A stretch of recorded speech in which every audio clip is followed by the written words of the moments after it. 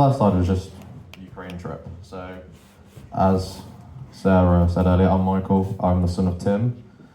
And even though I can stand up here and play guitar, I hate talking in front of people, so this is going to be interesting. Oh, and Pam. Hello, Mum. Wonderful mother. Patience. Kindness. Self-control. All the things. And this is why I'm going to Ukraine. So I stopped digging myself a hole. Yeah. This is so weird. I don't like talking, but I'm gonna do it anyway. So I just want to thank Claire again for stepping in and singing last minute. Sadly, the friend that I had lined up got COVID yesterday, so just pray for him. But I think he's gonna be okay. Just pray for him and that he can get through it. And I'll ask him for Christmas. He'll be here for Christmas. So yeah. So in Octoberish time, there's a trip planned to Ukraine through the church that I'm part of, Life Church in Bedworth. They're just down the road. I just want to talk to you today about the sort of stuff we do, like what's sort of going on in the area that we're going into, and yeah, sort of the behind the scenes details of how it all works. So on this slide here, you can see the actual, like how vast Ukraine is. So Ukraine is 3 times bigger than the UK, and it's in the top 3 biggest country in Europe. I can't specifically tell you where we're going, but I know that I think once we get to Ukraine, it's about a 15-hour drive to get where we're going. So once we've actually crossed the border, it's 15 hours. I do know that the train back to Poland, where we fly from, is 18 hours when we leave. So that just gives some of the vast size of the country. Yeah. Can you just explain why you can't tell people? I mean, the Russians. They're very wary of people from the outside going in. So when we get to Ukraine, we actually have to get given a Ukrainian SIM card for our phones, because Russia track every non-Ukrainian phone. So they can basically just see, oh, that's an English phone, where they going, and all that kind of stuff. So it's just for the people's safety who we're seeing, and obviously for our safety as well. And we don't want any trace of it getting back to us, just for safety reasons and stuff, because the people that we're going to help are going through enough as it is, and we don't need them getting tracked and all sorts of stuff like that. So on that map there, all the red stuff at the bottom, I need like a stick. What's your knee? So all the red stuff there, that's all Russia-controlled Ukraine.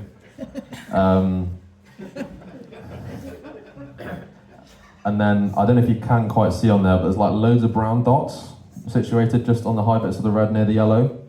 So all those little bits like that. So they're contested areas. So they're like heavily battled areas. So basically where there's a lot of Ukrainian-Russia conflict.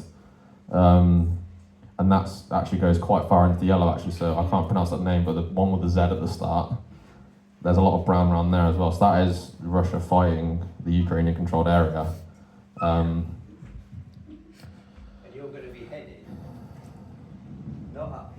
We're going to be quite far south. Yeah, so we're quite close. The town that we're going to gets shelled quite often.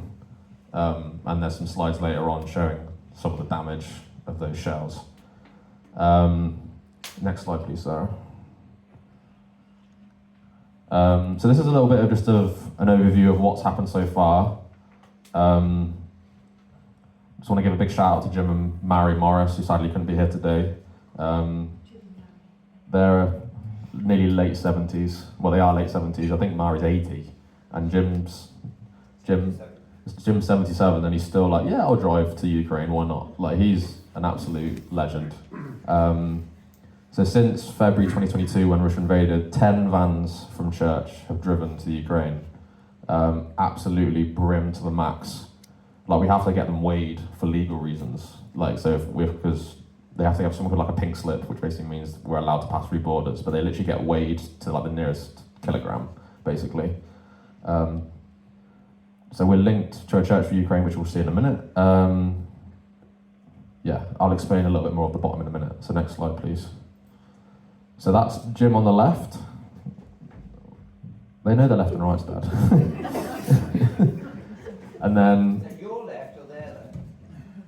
Their left. Stage right for me.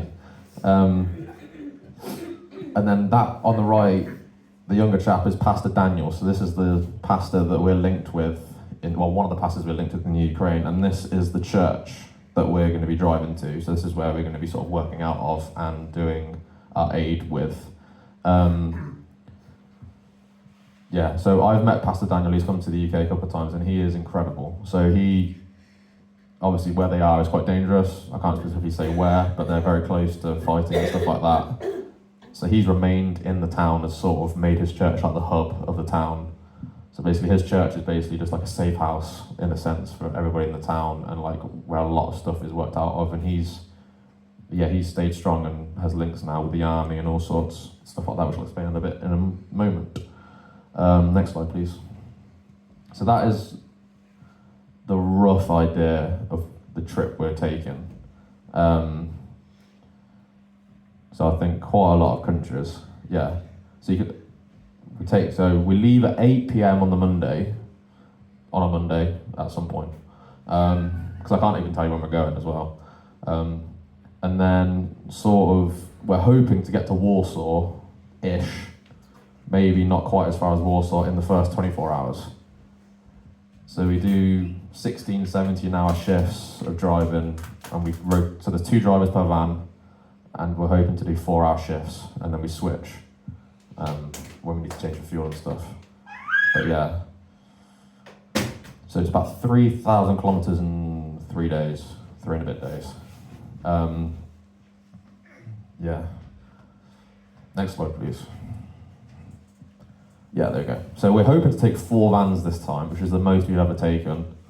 Going back to Pastor Daniel earlier, he came to church in February, and I remember I'd been speaking to Jim about the trips just in general before, and I was like really interested, and then Daniel came, and I just couldn't like not say anything about wanting to go, just because he was so like, I can get over how calm he was and like how peaceful he was and stuff like that. I was just like, I really want to go and help, and also weirdly driving a van across the continent, like stupidly long hours, just seems to appeal to me.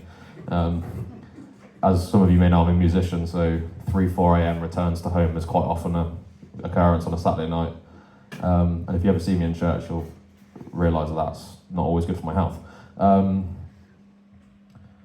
Yeah, so when we're in Ukraine, we sort of, we sleep wherever we can, basically. Like, from what I've understood from Jim saying stuff, they are like so hospitable, like it is incredible.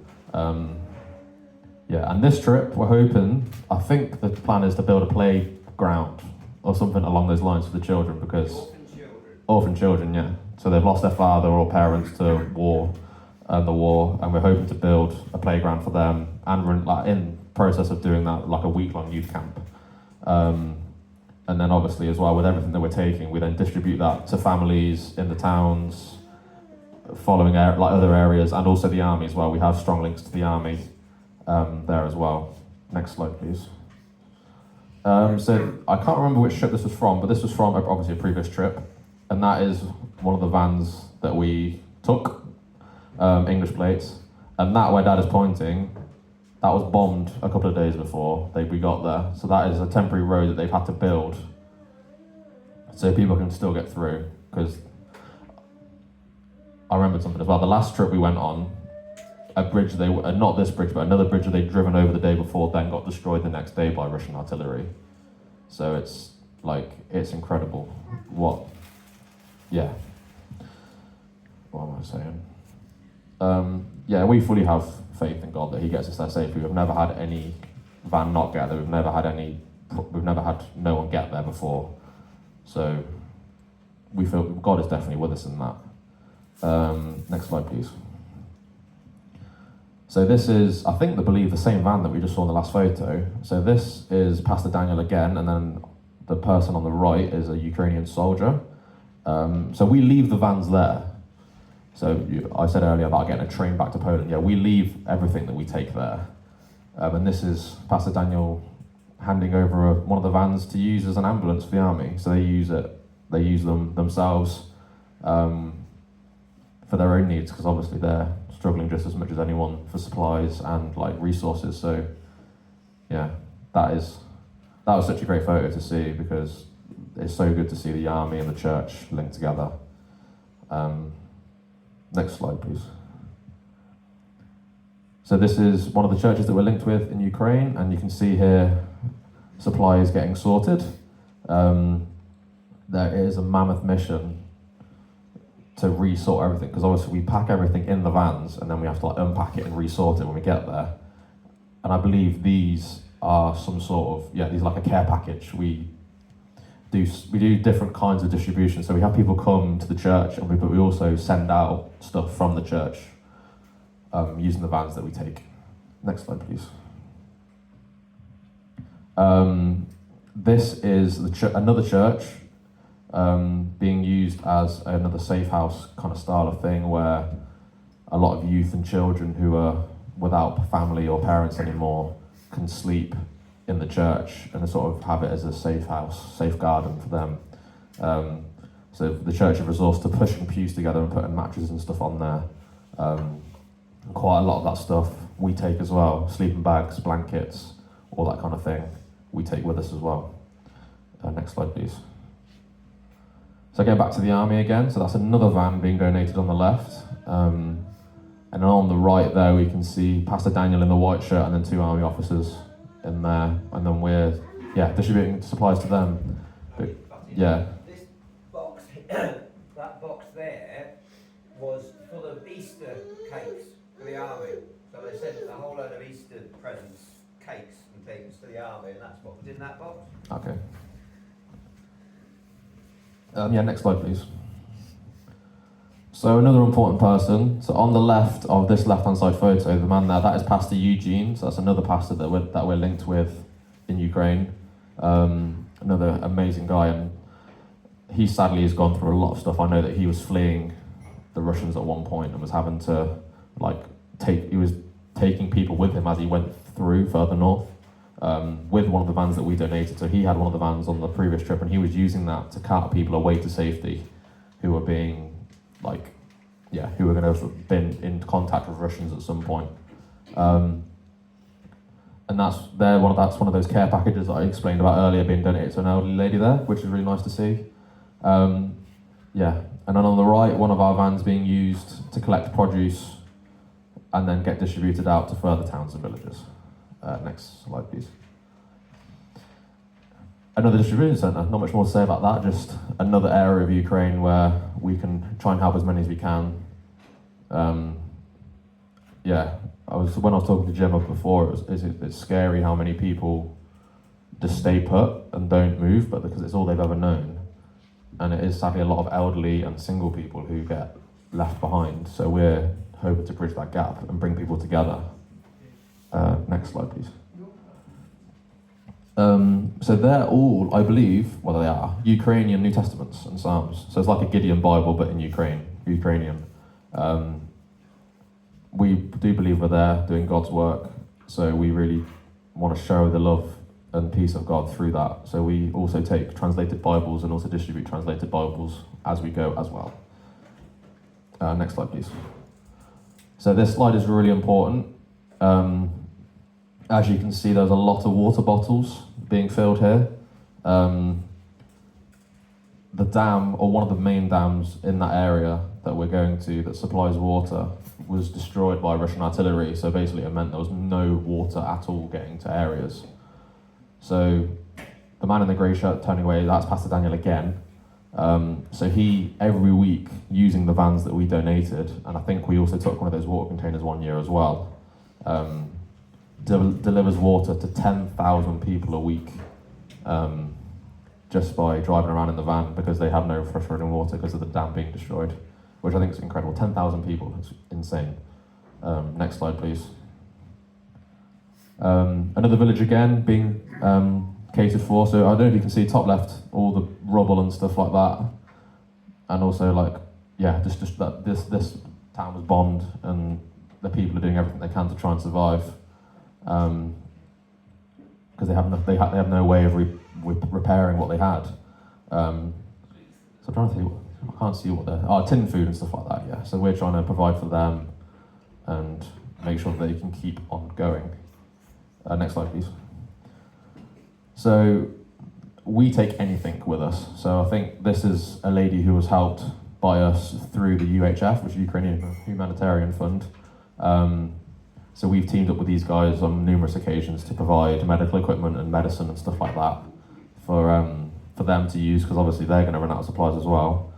So that was a really great collaboration between those two who was able to help donate stuff to them. Is that actually a hospital? That is actually a hospital as well. It's like a portable hospital, that big building on the right with all the letters on it. Next slide, please. Some sadder images now. That lady on the left is stood where her house was. So that's where she was living, and it is sadly all gone. That was an air raid, and she came back and she had no house anymore, which is really, really sad. And then the man on the right is, again, around a very dangerous area, and he is losing his house as well, and is always overrun. And sadly, but it has no resources or any way of getting out, so we're trying to help him as well. That's a care package he's holding in his hand. Next slide, please. That's in the town that we're going to. That hole was made by a Russian shell. I can't actually work out what that is supposed to be. Grain silo. A grain silo, yeah. So a really important resource in the town, and then suddenly destroyed in an instant by a Russian artillery shell. Next slide, please. That is machine gun fire in the warehouse near the silo. So fighting right on their doorstep. And the vans were parked in that van? And there isn't an image on this PowerPoint, but there was an image that was sent to me where the vans were parked in front of that wall. So when they arrived one trip, they parked the vans up in there overnight, and that was where that took place. And then the vans were moved before the machine gun Yeah, fire. and thankfully the vans were moved before the battle took place there, which is incredibly scary. Next slide. That was a church-owned vehicle that was used daily for anything. Like, it was just a really good resource for the church, and that sadly is what happened when a bomb hit it one night. So it really stresses the importance of us leaving the vans behind for people to use, because sadly they are not able to use this anymore. Next slide, please. Yeah, this was an office building, and also I believe some flats as well, all sort of enclosed into one. And I do believe in this film that there was people in the building when it got hit. But I think there was only 2 people in the building when it got hit, and they thankfully both survived because they heard the shells and managed to get down and take cover. But sadly, irreversible damage that can no longer be done. Next slide, please. Right. So what we take: food, clothing, medical supplies, blankets, sleeping bags, baby supplies. But we will take anything. So food is really important. We take a lot of tin goods. Can't be fresh. It can't be fresh. Lots of tin goods, lots of long life storage stuff. Clothing. I know. We're going later in the year. So obviously Eastern Europe in winter is going to be really cold. So sleeping bags, blankets, hats, gloves, coats, socks, anything like that. We welcome anything with open arms and gratitude. Medical supplies. So with these, they have to be a full strip. So they can't have like 1 or 2 tablets taken out. You don't have to have the whole lot. But there doesn't have to be a box, so it can just be like singular strips of paracetamol or whatever. Any medication. Sorry, can I just butt in? Sorry, the medication side of things, basically, it doesn't have to be in date, and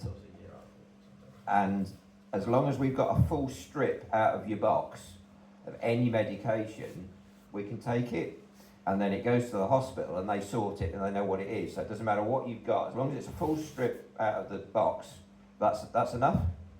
They just can't get enough medical supplies. They just struggle to get even paracetamol and painkillers and stuff. So any medication will get sorted by the hospital out there. Bandages, again, really important. Again, doesn't matter if they're in date, because it's a bandage, it's sealed, it doesn't matter. So that's the thing with medical supplies. Anything that you've got that's a full strip or whatever, we can take it and sort it. So don't worry if it's only just a little bit. Okay, sorry. I was stressed to mention sleeping bags this year, today, Obviously, as I said, the time of year is going to be very cold, and they can't get enough of them. As we've seen in the images before, children and adult, well, everybody, they're trying to sleep in churches. They're trying to find somewhere to sleep warm and cold and dry. Not cold, warm and dry. Sorry. So yeah, sleeping bags really, really, really important. And baby supplies as well. There sadly wasn't any images on here, but Jim is a blessed human being with children. Like, it is insane how good he is with children. And he recalls the time when he went back on another trip and like mums like ran to him going, "Jim, you feed my baby, you feed my baby." And it is so incredible to see. So baby food, I don't know how the storage works on that, but they'll take it and they'll get it there. Yeah, that is really, really important. But no, anything you think you might be able to donate, talk to me or Dad or Sarah as well, and people like that, and we'll take anything. Don't worry about if you don't think it might be able to go, we'll make it work.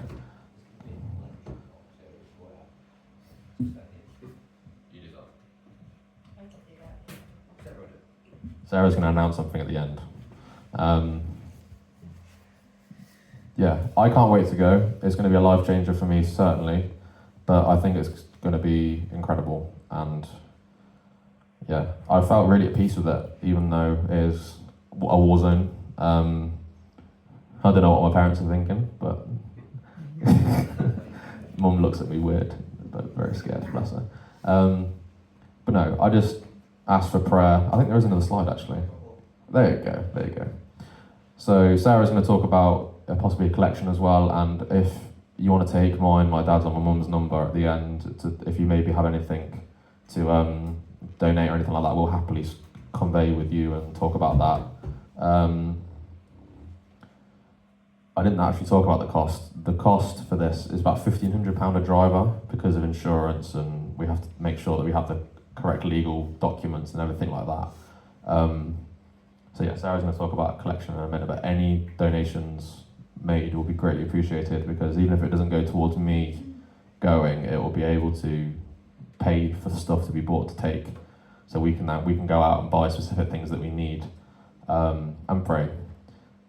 Prayer is going to be really important for this, because each day is different. Like, if we'd gone a day before on the last trip, like, we might have not had a bridge to drive over or stuff like that, or if we'd not moved the vans, they might have all been destroyed by gunfire. So I really think that is the grace and power of God protecting us, but I pray for that, for us and for the people of Ukraine as well.